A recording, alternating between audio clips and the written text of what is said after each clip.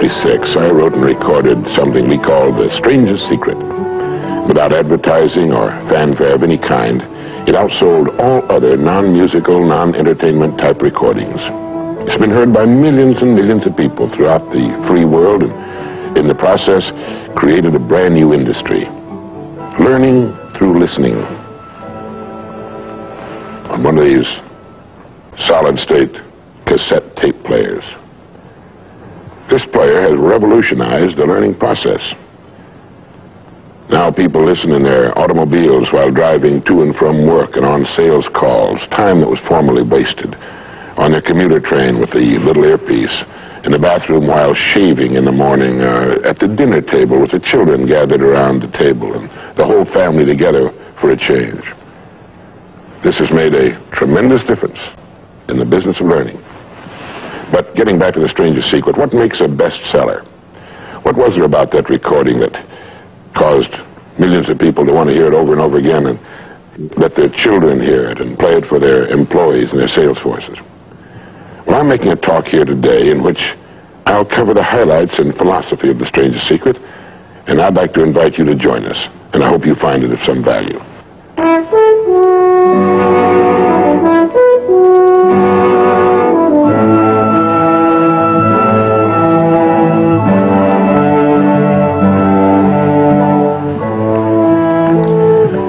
I want to tell you the most interesting story in the world. Why a person becomes the person he becomes. Why a little boy or a little girl grows up to be the kind of person he or she becomes. Now, the estimates by the experts in this field are that most of us are using somewhere around 5% of our real potential. Some experts say as little as 1%. It means that we're only giving about 5% of ourselves to what we're doing, to our days, our work, our families, everyone we know, our entire environment. But it also means that we're only experiencing 5% of the fun, 5% of the joy, 5% of the rewards we could be knowing, or less. All the experts are agreed that in each of us there are deep reservoirs of ability, even genius, that we habitually fail to use. Why? We know that most people desire by nature to succeed. But what is success? What is this word that has become so famous in the world? What does it mean? Most people don't know what success is all about. And since they don't know what it's about, they really don't know where to look for it. Success is really nothing more than the progressive realization of a worthy ideal. This means that any person who knows what he's doing and where he's going is a success. Any person with a goal toward which he's working is a successful person. This means that the boy in high school who's working toward a diploma, or the boy in college toward a degree, is just as successful as any human being on earth, because he knows what he's doing, why he's getting up in the morning, and where he's going. But conversely, if a person doesn't know what he's working toward, what it is he wants, doesn't have a goal toward which he's working, then he must, at least by this definition, be called unsuccessful. Why isn't then, with this simple definition, why isn't everyone successful? Should be easy. Yet surveys indicate that 19 out of 20, 95% at least, are not. In fact, a survey one time asked thousands of working men why they got up in the morning and went to work, and 19 out of 20 didn't know. 19 out of 20 working people didn't have the foggiest notion of why they got up in the morning and went to work. Under closer questioning, they said, well, everybody works. Well, that would be a good reason to quit. In fact, here's a little rule of thumb you might want to remember. Whatever the great majority is doing under any given circumstance, if you do exactly the opposite, you'll probably never make another mistake as long as you live. Just something to keep in the back of your mind. The problem with most people is that they're playing the world's most unrewarding game, and the name of the game is follow the follower.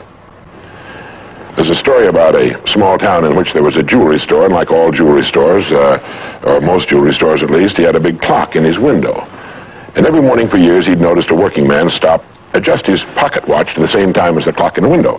He'd been doing this for many years, and one morning the jeweler was out in front sweeping his sidewalk, and so he asked the man, he said, tell me, why do you adjust your watch to my big clock every morning? I've noticed you're doing that for years. The man said, well, I'm the foreman down at the big plant. He said, I want to make sure my watch is correct because I blow the quitting whistle every night at 5 o'clock. The jeweler looked at him rather strangely for a minute. He said, well, that's funny. He said, I've been setting that big clock in the window by that quitting whistle all these years. A very logical thing, but they could have been off 6 months. It was a case of a person just going along with what he thought to be correct without checking his references. So I want to suggest that from now on out, at least we do that we check our references and ask ourselves, are the people I'm following going where I want to go? Let me tell you the story of what we might call the average young man in our society. Now, from the time this boy is born, there's only one thing on earth he can do, and that's to begin to think, act, and talk like the people by whom he's surrounded. This is all in the world he can do. But right off the bat, the odds are 95 to 5 that he's thinking, acting, and talking like the wrong group. They're wonderful people. They love him. They do anything in the world for him. They want him to succeed. But the odds are 95 to 5 they haven't got the answers he needs if he's to reach fulfillment as a human being, if he's to reach this success that he wants, if he's to reach into these deep reservoirs of ability and genius we know he possesses and draw it out. Well, he starts in school. The most important thing to a little boy in school is to be liked by the other little boys in school. And so at this tender age, he begins to follow other little boys his same age who don't know any more than he knows and who do not necessarily have any capacity for leadership. And he does this in the first grade, and the second, and the third, and the fourth, and the fifth, and the sixth, and the seventh, and the eighth, and year after year after year, he forms himself into a composite average of other little boys his age, trying to be like them, trying to do the only thing in the world that's impossible for a human being to do, which is to be like somebody else. Now, let's say he goes all the way through school, usually goes in the military service. Again, he's caught in a vice-like grip of conformity. Now, let's say he's 25 years old, out of school, out of service. What's he going to do? As a rule, he'll go back to his hometown, unless he's married, in which case he'll go to his wife's hometown. But let's say he goes back to his own hometown, he's single, he doesn't know quite what to do, and he's standing on a corner one morning, and a friend that he knew in school comes up and says, hi there, Charlie, what are you doing? He says, nothing. He said, why don't you come down and work where I work? It's a pretty good place, the pay's regular, we got all kinds of fringe benefits and so on, and so he does. The odds are about, again, 95 to 5 that his first job is taken as a result of random application. On the job, without thinking about it, the most natural thing in the world for him to do is to look around, see how the other guys are doing their job, and to begin doing his the same way, assuming that what is normal for them is normal for him. No reason for this. He doesn't think about it. He just does it. Now, he has stretching in front of him 50 years or more in the golden age that man has been dreaming of since the days of ancient Greece. What's he going to do with these 50 golden years? We know that he works 40 hours a week, as a rule. 40 hours a week, which leaves him 72 hours a week when he's neither working nor sleeping. 72 free, discretionary hours each week to do with as he pleases. Now, at this point, of course, he's married, he has his little house and his little car, and this is about what he does with his free 72 hours every week. He'll do what the other fellows are doing with their free 72 hours every week, which is virtually nothing at all. On a typical day, he'll quit right on the dot, get in his little car, go to his little house, go in his little kitchen, kiss his little wife, and say, I'm tired.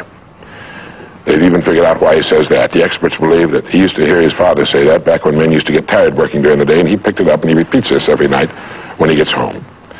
He bolts his little meal and then heads for the living room where he turns on his escape box. Click. Takes 15 or 20 seconds for the screen to light up, a period of time he finds interminable, but he gets through it somehow. Maybe kicks the dog or thumbs through a magazine or something. But then the screen lights up and he does too a little bit, and there in front of him he sees people in all kinds of funny old-time costumes all killing each other at a great rate.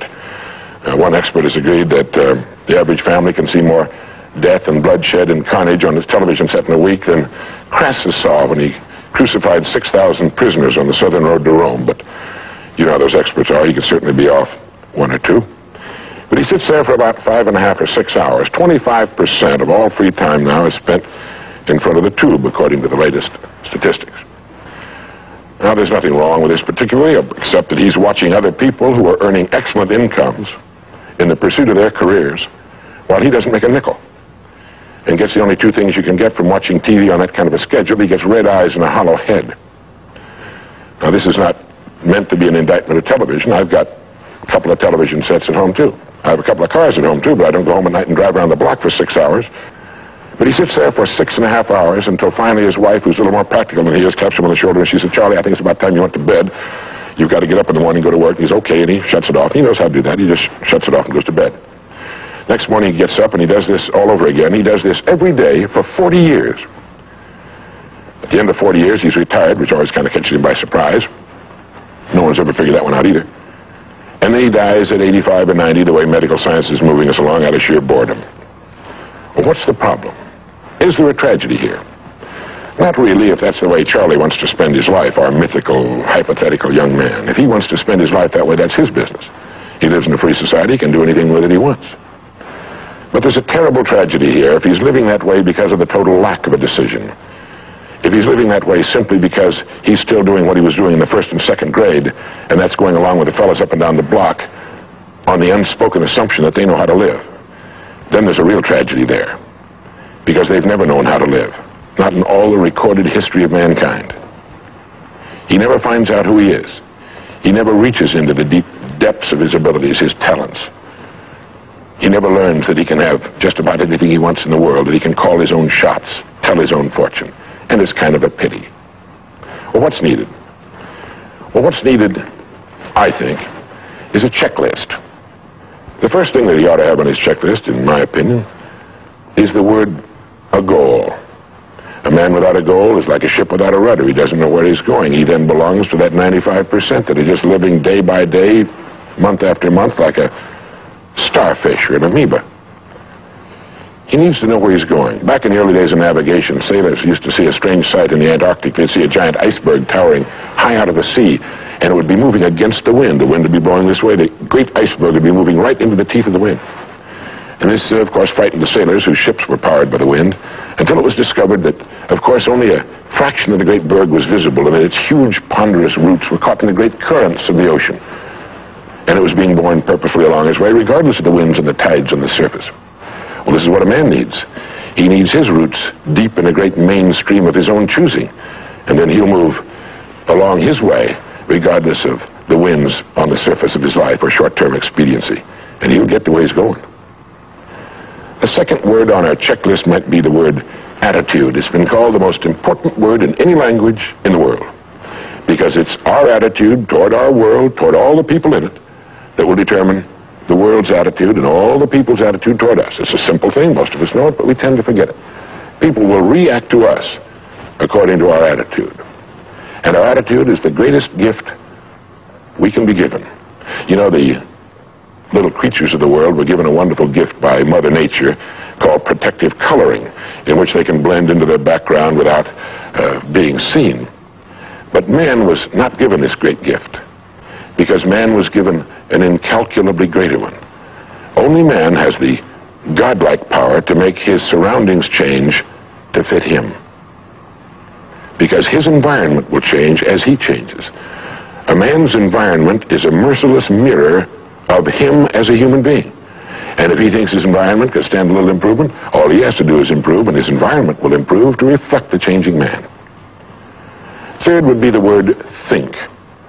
To think. The highest function of which a human being is capable. It was put pretty well by the great Pulitzer Prize-winning playwright Archibald MacLeish in his great play, The Secret of Freedom, in which he has one of his characters say, "The only thing about a man that is a man is his mind. Everything else you can find in a pig or a horse." It's true. And so if we're going to develop something, this is a good place to start. To think deliberately and with a purpose. To spend a little time each day before a blank sheet of paper with our goal perhaps written at the top, and come up with some fresh, new, and exciting ideas. The next point on our checklist you might call the law of laws. That's what Emerson called it, this great old law of cause and effect. That our rewards in life will always be in exact proportion to our contribution, to our service. We all know this, really. We tell our children in Sunday school that as ye sow, so shall ye reap, but we forget that that's true. If a man is unhappy with his rewards, all in the world he's got to do is find ways of increasing his contribution, his service. It's like the story of the preacher was driving down a country road, and all of a sudden he came to the most magnificent farm he'd ever seen in his life. It was beautiful. And so he saw the farmer approaching the road on his tractor, and so he hailed him, and he said, "My good man," he said, "God has certainly blessed you with a magnificent farm." And the farmer thought for a moment, and he said, "Yes, you're right, he certainly has. But you should have seen this place when he had it all to himself." And the preacher had his sermon for the next Sunday. He realized that all the farmers up and down that road had been given the same land, but one man had made something great out of it. Well, all of us are given the same land. We're given a human life, and each of us can make something great out of it too if we want to. The next point might be simply the word truth. Since everything we do has an equal and opposite reaction, unless what we're doing is based on truth, we're building on sand, and it can't stand. The next point would be R&D, research and development. None of us would want to work for a company or invest our money in a company that didn't have a very viable research and development department. That is, pumping a good percentage of its profits back into research and development because its future depends on it. But so does a man's. And you might ask yourself, how much of your own take-home pay have you spent during the past year for materials calculated to make you smarter this year than you were a year before? Calculated to make you a little better, a little bigger as a human being, to perhaps love a little more and hate a little less and do a little better job than you did a year ago. How much money are you pumping back into yourself and your future? It's worth thinking about. And finally, the strangest secret. At the beginning, I said, what makes a child grow up into the human being he becomes? Well, this is the reason for that. Of course, he's the confluence of a genetic pool that goes back for thousands and thousands of years. His environment has an influence on him, of course. But what makes him become the person he becomes is that he becomes what he thinks about most of the time. It's as simple as that. We become what we think about most of the time. And that's the strangest secret. This is why thinking is so vital. This is why a goal is so important. Because we will become that. This is why people who set goals achieve them. The trouble with men is not in achieving their goals. They do that. It's in establishing them. We must love them. We must help them. We must serve them, because our whole success will depend on our ability to do these things. But never lose our own individuality and our identity by permitting ourselves to become submerged in what has historically proved itself to be little more than a suffocating sea of indirection and purposelessness. If we want to emulate someone, fine, but let's be choosy in whose steps we follow. It's the only life we've got. And remember to think. Imagination is everything, and we can become what we can imagine. If you find yourself getting depressed and down at the mouth, as we all get once in a while, you might want to remember this quotation by Dean Briggs. He said, "Do your work. Not just your work and no more, but a little more for the lavishing's sake. That little more which is worth all the rest. And if you suffer as you must, and if you doubt as you must, do your work. Put your heart into it, and the sky will clear. And then out of your very doubt and suffering will be born the supreme joy of life." Believe it or not, in an age when we've come to nearly deify leisure time, we've almost lost sight of the fact that virtually all our satisfactions, rewards, will come not from our leisure, but from our work. And don't forget the strangest secret. We become what we think about.